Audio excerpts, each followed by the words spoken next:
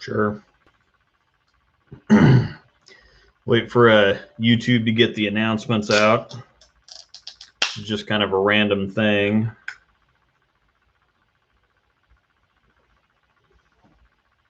Got a pineapple bubbly. Can't really see it that well. Kind of can. I don't know. Now I screwed the camera up. Don't necessarily want to get close enough to. I mean, the less of my face there is, the better. But I don't know. See, I got the can up there and I screwed the camera up. I think it's just my face. I really think it's just my face. Don't do anything. All right, so we'll wait for YouTube to get the notifications out here. As you can see, I'm in a hotel room. Most of you know that I travel for work 10 months out of the year. We got back on the road here a couple weeks ago. I'm in Pittsburg, Kansas right now. It's about 2.5, 3 hours southeast of Topeka, where I'm from. Don't move it. Yeah. Don't move at all. Don't flinch. Don't do anything. God, this is really bright. I'm really bright. So just don't watch, just listen.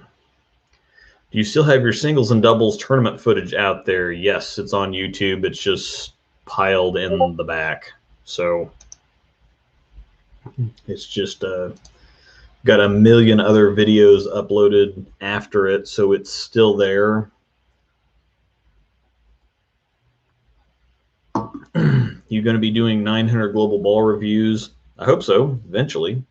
They haven't sent them to me yet, so as of right now, I'm not planning on doing any. If I happen to really want something and get it, I'll go on ahead and drill it and make a video for it. But as of right now, I've got so many other balls.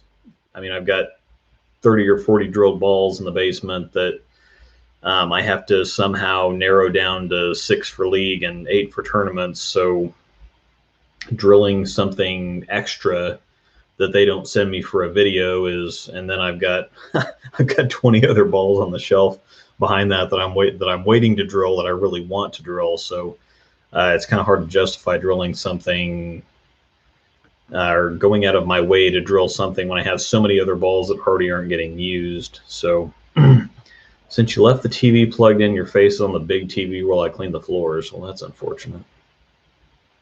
It's even bigger and more annoying than it normally is.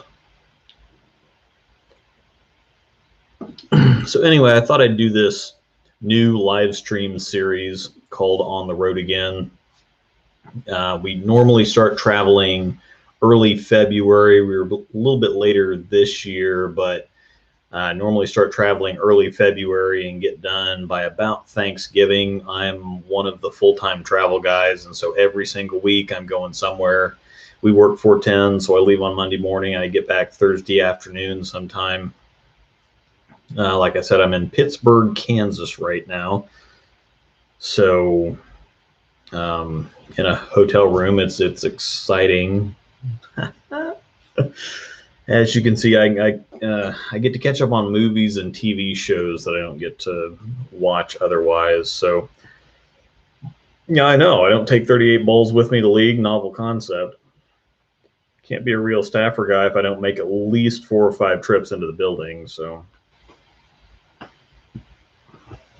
what do you do to keep any of the balls cracking from sitting? The best way that you can keep balls from cracking is to, number one, keep the box that they came in, put them back in the plastic, put them back in the box, and put them somewhere where the temperature doesn't fluctuate much. If you put them on a wood rack, the ball or the rack does seem to pull the moisture out of them. If you have them sitting holes up, you know, the gravity wants to kind of pull the balls apart. And so if you have the hole sitting up, there's fracture points there.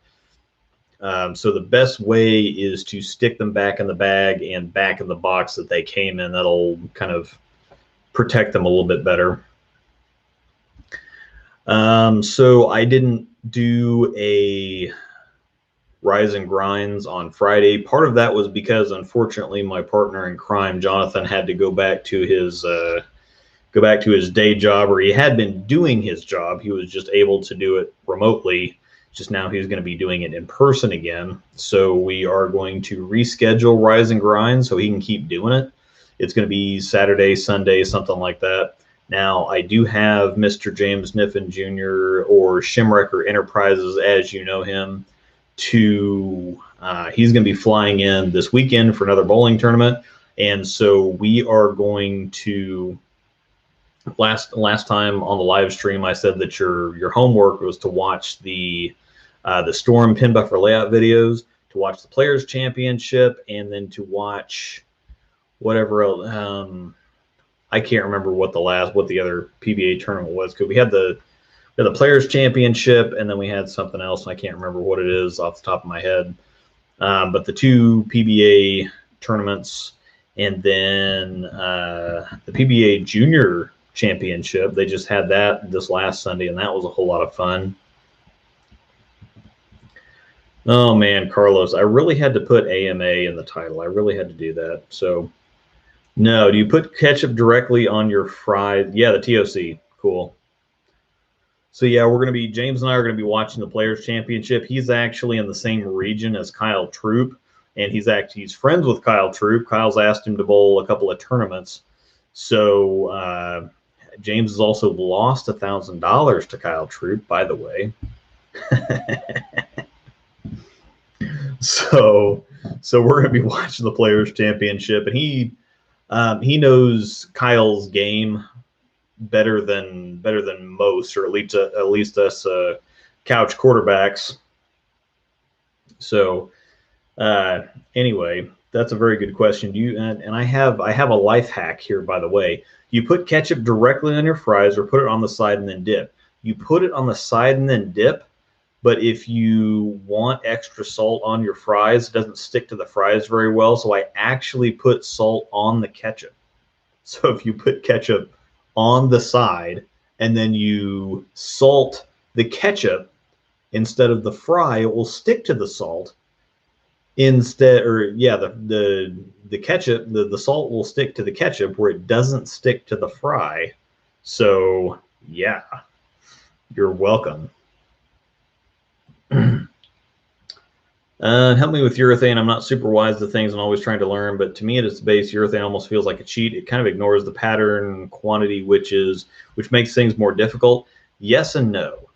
Urethane rolls up early, and it hooks more than anything else out there, which people don't really understand because it's so smooth. It hooks super crazy early, and because it's doing that, because it's getting contact with the lane, or it's actually getting some friction, it's actually hooking, then it hooks really early and just kind of walks into the pocket, because when it goes from the oil to the dry, the relationship from the ball to the lane is not changing much, because it's already getting traction early because it's super strong.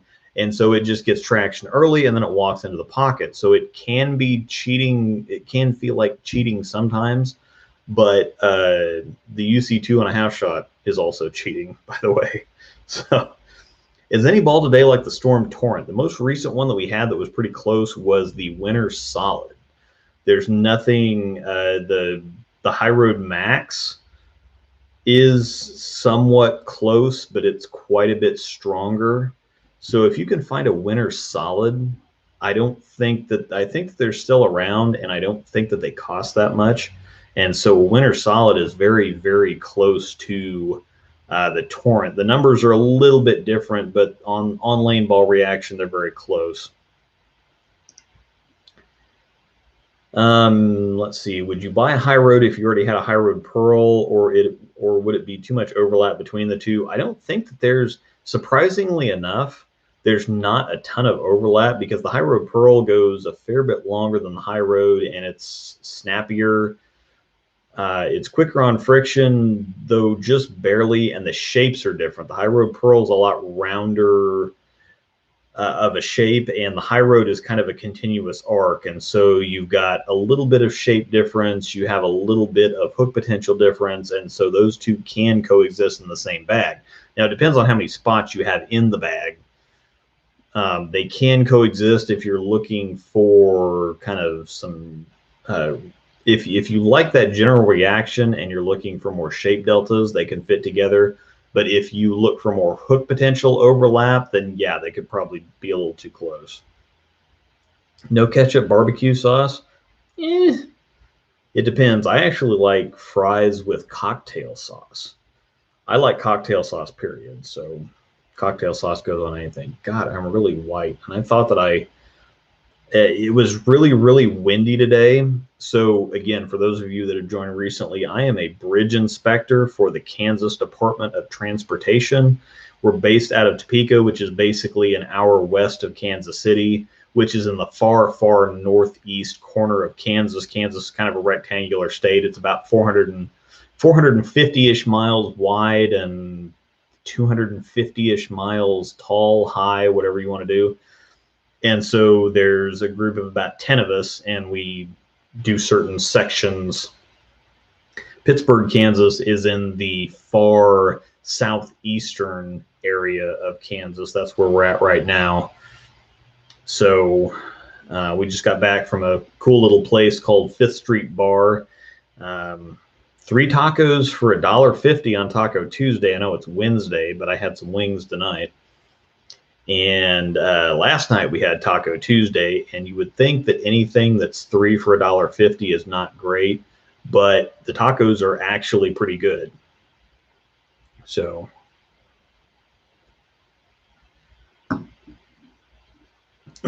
anyhow, oh, what I was going to say is that we were out looking at bridges today, and it was so windy out here. I mean, it was 25, 30 miles an hour wind all day with 40-mile-an-hour gusts or whatever else.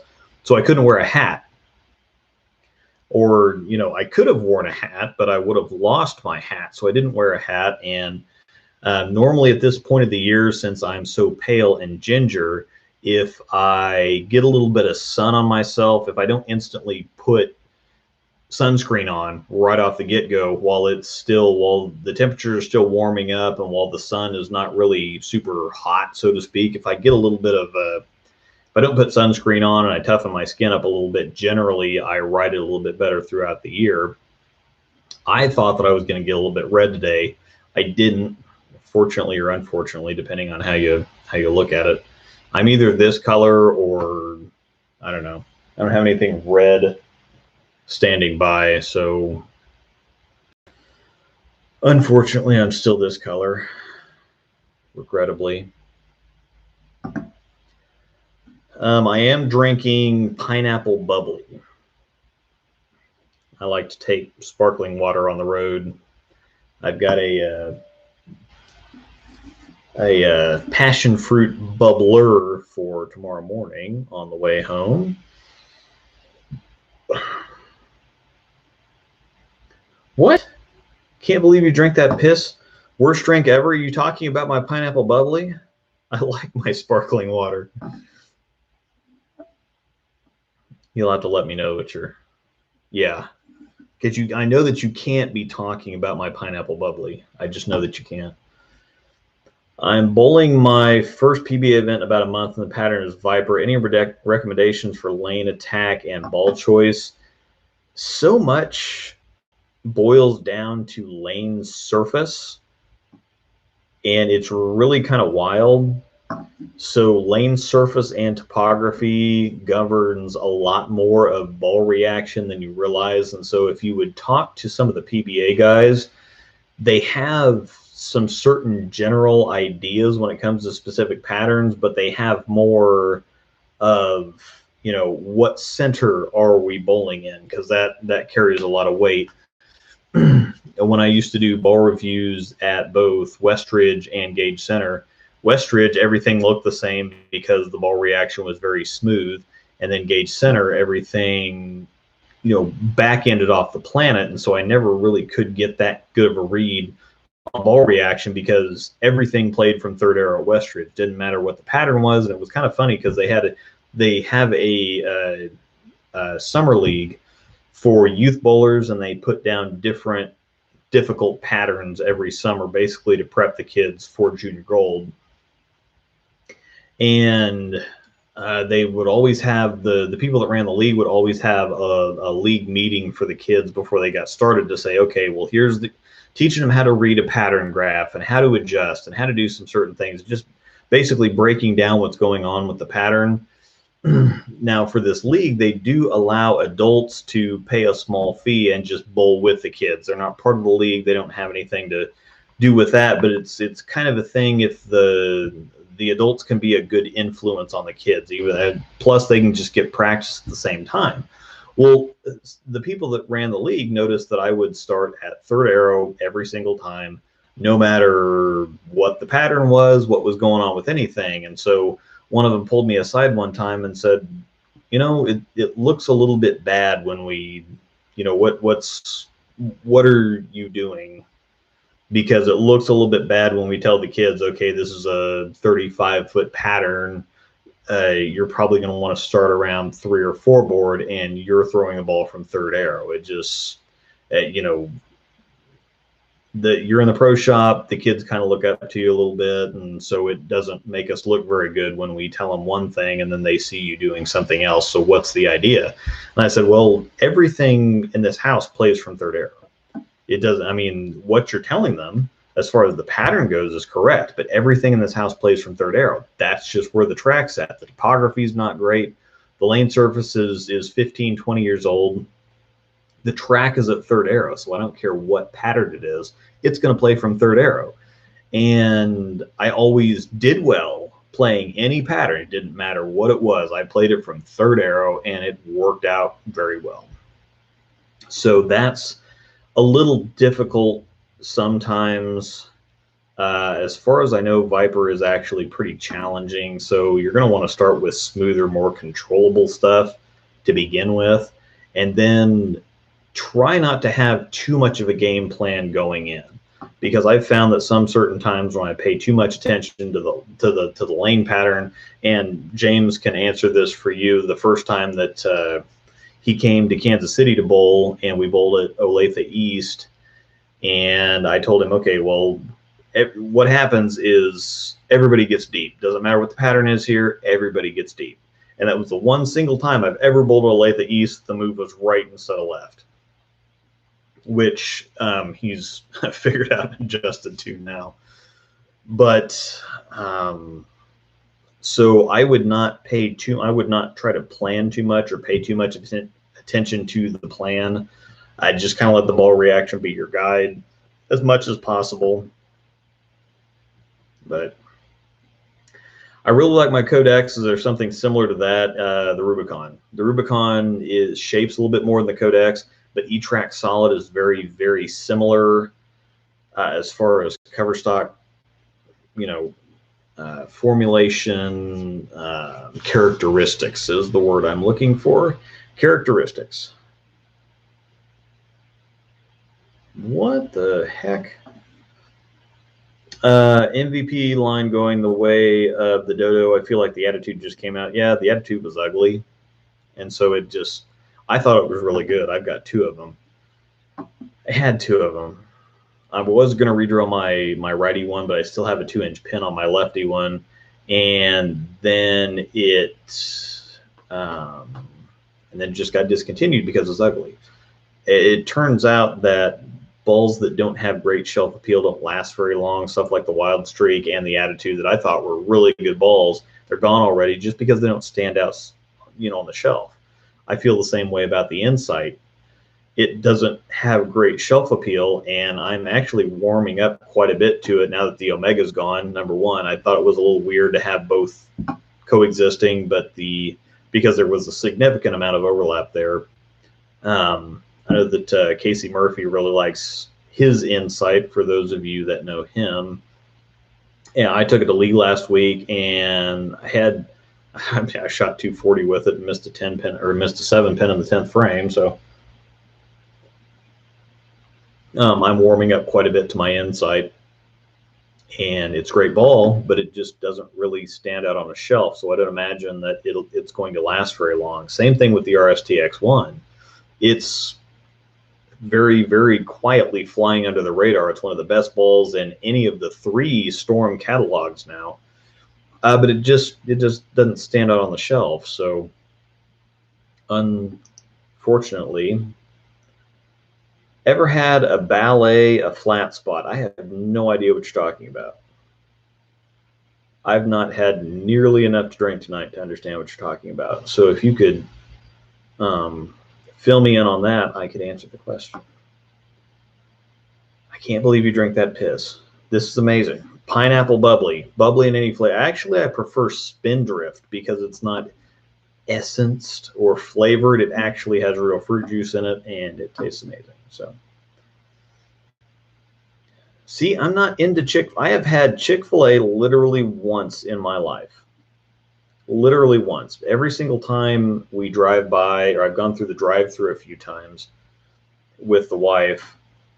But Chick-fil-A is on top of stuff. They can have 30 people in the drive-through and be through all of them in 10 minutes. And I don't understand how that works. But I don't think I've ever had Chick-fil-A sauce. So I like the OG Halo, but sometimes I wish it popped more down lane. Would the Axiom be a good replacement, more pop and more usable? I think that what you want is the proton physics. NEX has more pop than Microtrax does, and the proton physics is kind of an improvement across the board on the Halo. I think if you go back and watch my review, I said the same thing there. It does everything that the Halo does, it just does it better, and it has a little bit more pop. So I think that's what you're after. What are your top 5 color combinations that were on past ball that you want them to bring back on a new one? That's difficult, because I've had a lot of favorite ones.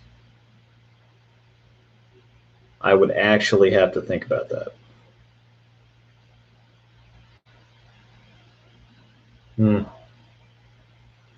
I'm sorry, I tried 3 flavors and they were horrible. If you're used to drinking, see, I didn't used to like this because it's kind of like pop without the sugar in it.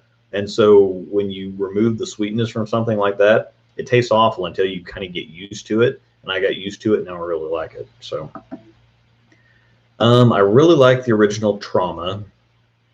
We're going way back talking about that one.